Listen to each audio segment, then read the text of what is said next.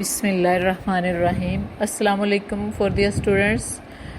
हम second chapter electric field पढ़ रहे हैं। उसका लास्ट टॉपिक है जो आज हमें डिस्कस करना है, that is the electric dipole. Electric dipole और electric dipole moment and motion of the electric dipole in an electric field. तो हम स्टार्ट करते हैं। Electric dipole, a pair of positive and negative charges of the same magnitude separated by a small distance is called electric dipole. And then the electric dipole moment, product of magnitude of a charge and separation between them is called dipole moment and denoted by P, vector P, and that is equal to QD, where Q is the charge and D is the separation, and it is the vector quantity and directed from negative to positive charge. And now the motion of the electric dipole in an electric field. Dipole क्या थी कि हमारे पास दो charges हैं, minus Q और plus Q, और they are separated by a small distance, they form a dipole. और डाइपोल मोमेंट क्या है? The product of magnitude of a charge and the separation between them.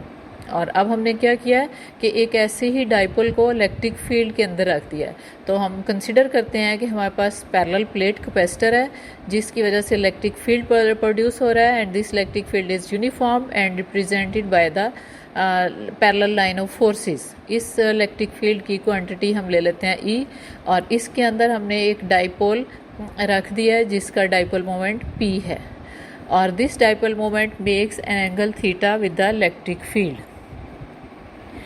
तो इस पे अब दो पॉइंट्स पे फोर्स एग्जर्ट हो रही है। एक तो इलेक्ट्रिक फोर्स F1 हम कहेंगे जो कि positive charge Q plus Q पे है, and that is in the direction of the electric field. और दूसरी फोर्स F2 एक्ट हो रही है on the point charge minus Q, और इसकी डायरेक्शन F1 से ऑपोजिट है। ये दोनों फोर्सेस इक्वल फोर्सेस हैं, but they are in opposite direction. और हमें पता है two forces of the same magnitude and acting in opposite direction form a couple. तो यहाँ पे ये क्या बन रहा है? ये कपल बन रहा है। और जब कपल क्या करता है, couple tends to rotate the electric dipole moment about its centre of the mass in clockwise direction. जहाँ पे कपल एक्चुअली क्या होता है? Couple consist of two forces of the same magnitude and in opposite direction. और इस couple की वजह से क्या चीज़ आ जाएगी? That was a torque. तो यहाँ पे टॉर्क आ रहा है, electric torque tau that is generated due to a couple tends to line the P vector with the E। अब यहाँ पे हमारे पास क्या आ गया? टॉर्क आ गया है। और वो टॉर्क क्या कर रहा है? P को वो कोशिश कर रहा है कि P को अलाइन कर ले, P को पैरेलल कर दे with the electric field E। और हम अब इस टॉर्क का मैग्नीट्यूड निकालते हैं। तो ये टॉर्क अगर आप देखें तो टॉर्क होता है फोर्स इनटू डिस्प्लेसमेंट। तो हमारे पास दो फोर्सेस आ रही हैं, तो इसी तरह दो टॉर्क आएंगे। एक को हम टॉ1 कह देंगे, दूसरे को टॉ2 कह देंगे। एक पॉजिटिव चार्ज की वजह से आएगा, एक नेगेटिव चार्ज की वजह से आएगा, और दोनों का डिस्टेंस सेम है। अगर हम डिस्टेंस लेते हैं तो डिस्टेंस हमारे पास क्या आ जाता है? That is D/2 sine of theta. Total distance D था, तो जब हम हाफ डिस्टेंस लेंगे तो दैट इज़ D/2। तो हमारे पास इसमें अब वैल्यूज़ पुट कर लें। Torque that is equal to टॉ1 प्लस टॉ2, force into displacement, force F into D/2 sine of theta plus F into D/2 sine of theta, and that is equal to F into D sine of theta. तो torque हमारे पास क्या आ गया? F into D sine of theta. अब F क्या है? That is the electrostatic force. Electrostatic force is equal to Q into E, product of the charge and electric field. इसकी वैल्यू पुट कर दें तो हमारे पास ये आ जाएगा torque that is equal to QE into D sine of theta. अब हम D और Q जो है इसको एक साथ लिख लें, तो QD that is a dipole moment and represented by P। तो हमारे पास torque that is equal to PE sine of theta, PE sine of theta. Torque that is equal to PE sine of theta. तो अगर हम इसको vector form में लिखेंगे तो हमारे पास आ जाएगा torque that is equal to P cross E। That mean torque is defined as the cross product of the dipole moment and the electric field. और अगर हम इसकी अब वैल्यूज़ देखते हैं, टॉर्क कब मैक्सिमम होगा, तो torque will be maximum when dipole moment and electric field are perpendicular, and torque will be minimum when the angle between P and E that is equal to 270. उस वक्त आपके पास torque जो है वो minimum होगा, minus PE होगा. और torque will be zero when P and E, अब dipole moment, electric field are parallel और एंटी पैरेलल. तो अब हम टॉर्क की डायरेक्शन को भी देख लेते हैं. As the torque is the cross product of the dipole moment and electric field. तो टॉर्क की डायरेक्शन क्या है, that is perpendicular to the plane containing dipole moment and E. For example अगर आप P और E एक्स और Y plane में ले लेते हैं तो आपका टॉर्क जो है वो Z प्लेन में चला जाएगा. अब हम क्या कर रहे हैं कि P को आपने अलाइन किया है विद E. दैट मीन आपने P को हम इस तरह हमने किया है कि E के साथ बिल्कुल वो पैरेलल हो गया है. और उसके बाद आप P को रोटेट करते हैं through the smaller angle D theta anti clockwise direction. That mean पहले वो अलाइन था, उसके साथ पैरेलल था. हमने P को थोड़ा सा डाइपोल मोमेंट को थोड़ा सा आपने एंगल दिया है in anti clockwise direction, angular displacement दिया है. तो इस वक्त जो डायरेक्शन ऑफ डी थीटा है that is out of paper according to the right hand rule. और इसके बाद आप इसको छोड़ देते हैं, हम P को छोड़ देते हैं, तो वो क्या करेगा, P रोटेट करेगा because of the couple in a clockwise direction due to the torque. और अगेन क्या हो जाएगा, वो E के साथ अलाइन कर देगा. जब आपने थोड़ा सा उसको ऊपर की तरफ उठाया, उसको डिस्प्लेसमेंट दिया है, और इस दोबारा से क्या होगा, टॉर्क उस पे एक्ट करेगा और क्लॉकवाइज ये रोटेट कर देगा और दोबारा E के साथ अलाइन हो जाता है. और अब हम टॉर्क को और एंगुलर डिस्प्लेसमेंट को देखते हैं. तो इनके दरमियान हमने पहले कहा था एंगुलर टॉर्क जो है that is inside of the paper, inside of the plane. तो एंगुलर डिस्प्लेसमेंट आपका क्या आ जाता है, आउट ऑफ प्लेन आ जाता है. तो that mean between the torque and angular displacement that is 180. अब इलेक्ट्रिक फील्ड जो है, दैट इलेक्ट्रिक फील्ड के अंदर जब हमने डाइपोल रखा था तो electric field produce a torque on a dipole. और ये टॉर्क जो है इसको tend to take it from low energy configuration. Actually जैसा कि हमने पिछली एग्जांपल में देखा है कि जब भी आप थोड़ा सा इसको P को डाइपोल मोमेंट को एंगल देते हैं तो अगेन क्या हो जाता है, वो E के साथ अलाइन कर जाता है. तो वो क्या करता है, tend to take it to a low energy configuration. क्योंकि जब वो P और E एक दूसरे के साथ अलाइन हो जाएंगे तो आपका लो एनर्जी कॉन्फ़िगरेशन बन जाएगा.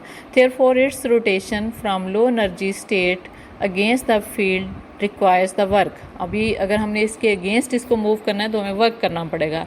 And amount of this work done by electric torque in turning the dipole moment through the small displacement is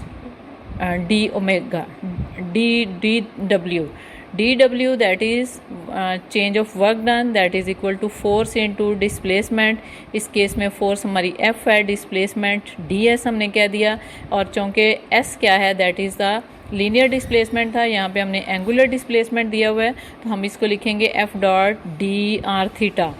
और इसको आप मज़ीद सिंप्लीफाई करें तो हम ये हो जाएगा F r dot D theta. और F r that was a torque, तो डी डब्ल्यू that is equal to torque dot D theta. And the net work done in turning, ये वो वर्क डन है फॉर द स्मॉल डिस्प्लेसमेंट. तो for the net work done in turning the dipole from initial position theta to final position theta not to final position, theta is given by W integral of theta not to theta tau dot D theta. और dot को ख़त्म करते हैं तो आप क्या लिखेंगे, T D theta cos of 180. जैसा कि मैंने आपको पहले बताया कि टॉर्क और angular displacement D theta they are anti parallel. Anti parallel का मतलब है कि उनके दरमियान एंगल 180 है. तो यहाँ पे आप cos of 180 that is equal to -1 ये वैल्यू आप पुट कर दें तो आपके पास आ जाएगा integral limit of theta not to theta T D theta. And torque and angular displacement are anti-parallel. अब हम इसको इंटीग्रेट करते हैं टॉर्क की जगह पे टॉर्क हम पीछे पढ़ के आए हैं, that is equal to P E sine of theta. तो टॉर्क की जगह पे हम इसकी वैल्यू लिख देते हैं in terms of dipole moment and electric field. तो फिर इसको हम इंटीग्रेट करेंगे तो हमारे पास ये क्या आ जाएगा, P integral of theta not to theta P E sine of theta D theta. और पी ई चूँकि कांस्टेंट है, इसको आप बाहर ले लें और साइन थीटा को इंटीग्रेट कर दें तो वो आपके पास कॉस थीटा आ जाएगा। वैल्यूज़ लगा देते हैं, P W that is equal to P E cos of theta minus cos theta naught and this is the work done. और हमें पता है potential energy and work done they are related each other by the work energy theorem. उस work energy theorem को क्या किसके equal है, change in potential energy is equal to work done del U that is equal to minus W.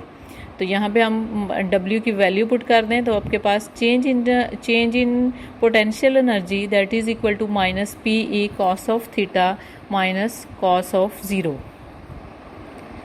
Consider the initial position of the dipole vector is at theta nought. हमारे पास dipole moment की initial position क्या है, वो आपके पास P और E they are perpendicular to each other, theta is equal to 90 और उस टाइम पे theta is equal to 90 and potential energy at this position that is equal to 0। तो potential energy at any position theta that is written as del U that is equal to U theta minus U theta nought और U theta nought that is equal to 0। तो आपके पास क्या आ जाएगा, U theta that is equal to minus P E cos of theta, क्योंकि cos of theta nought that is equal to 90 and cos of 90 that is equal to 0। तो हमारे पास potential energy at any position theta that is equal to minus P dot E and the potential energy, this potential energy will be minimum when the electric field and dipole moments are parallel। क्योंकि यहाँ पे dot आ रहा है तो इसका मतलब है जब वो एक दूसरे के पैरेलल आ जाएंगे तो आपके हमारे पास पोटेंशियल एनर्जी जो है वो क्या आ जाएगी, वो मिनिमम हो जाएगी। और वो जब एक दूसरे के एंटी पैरेलल आएंगे तो पोटेंशियल एनर्जी मैक्सिमम हो जाएगी, क्योंकि एंटी पैरेलल में थीटा इज इक्वल टू 180 आ जाएगा, cos of 180 that is equal to -1, दोनों -1 मिलके +1 हो जाएंगे और u that is equal to